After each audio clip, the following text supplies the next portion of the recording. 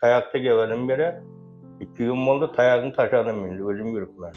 Ben Çavat Tumanı Fiyat Kıçırak Mahallesi'nde İdare Kalası, İdare Kara Mahallesi'nden Yengel Köçe'den 13. yaşıma. Pitopkani, yani neçe som aldınız Pitopkani? Pitopkani 100 son pul beresi Pitopkani'leri kalan başka malikeler hemmesi yatar turarınız, yiyip içeriniz hemmesi çekinleri. Korku Bir pul. bir pula var. Son darınıp alasları, okul darlanları.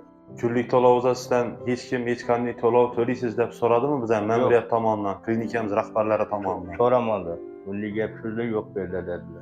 Yoki şuradaki işçi xadimlar, işimizde işlep duran xadimlar, hemşireler gelip sizden koyulgan tokuna, kılgan malacasına sizden hiç kanli bir son pul soradı mı? Soramadı. Yok soramadılar.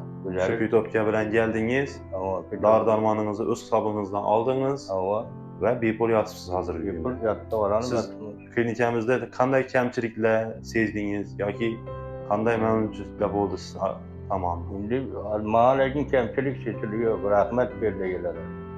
Razı mısınız? Yaxşı xarab tuttular razı mı? Avukatların makul oldu mu?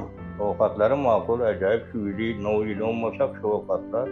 Sizde özgeriş oldu mu yine? Geldiniz, davalanıp Yine- durursunuz, içine attırırsınız. Birinci günü ben sen nereye koyup geldim idi, ikinci günüm devrenem sergi terlip aldı. Doktorlara rahmet şu gelip yanımda durup okullarını olup devrenem çürüp yine hazır yaxşı oturtmuyor. Tayakta gevelim beri 2 gün oldu tayağını taşadım indi özüm yürükmez.